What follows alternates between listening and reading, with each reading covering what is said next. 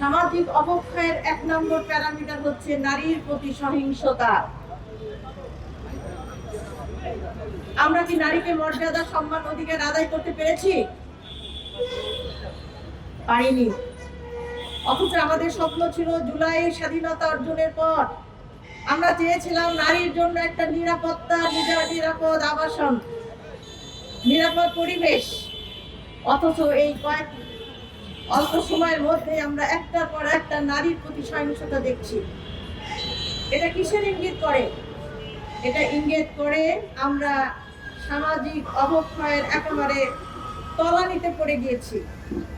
এখন যদি আমরা উঠে না দাঁড়াই তাহলে এই জাতি কিন্তু ধ্বংস হয়ে যাবে। কারণ কোন জাতির নারীরা যখন অবহেলিত হয়, অপমানিত হয়, সহিংসতা হয় নারীদের প্রতি, সেই জাতি কিন্তু টিকে থাকতে পারে না।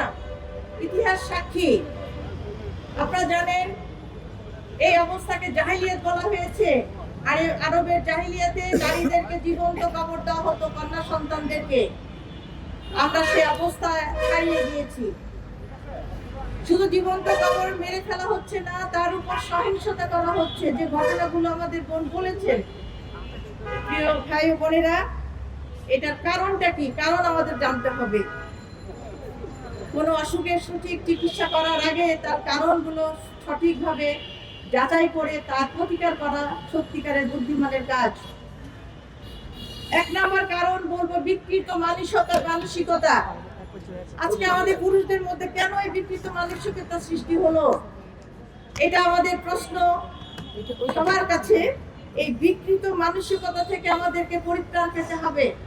নাহলে কোনো সুস্থ সচেতন একজন পুরুষ কখনো একটা 6 বছরের শিশুকে অত্যাচার করতে পারে না। দ্বিতীয় কারণ হচ্ছে ড্রাগ অ্যাডিকশন।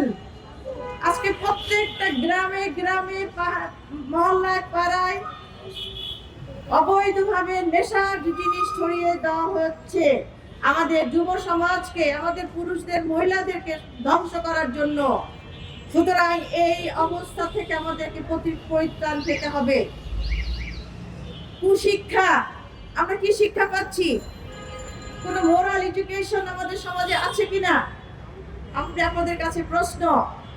সেই কুশিক্ষাকে বাদ দিয়ে সুশিক্ষা, যেটা হিউম্যান ডেভেলপমেন্ট, মোরাল এডুকেশন আমাদের মধ্যে সৃষ্টি করতে হবে, যেটা ছোট বয়স থেকেই হতে হবে, প্রাইমারি এডুকেশন থেকে হতে হবে হাই লেভেল পর্যন্ত। সেই শিক্ষার বড় অভাব।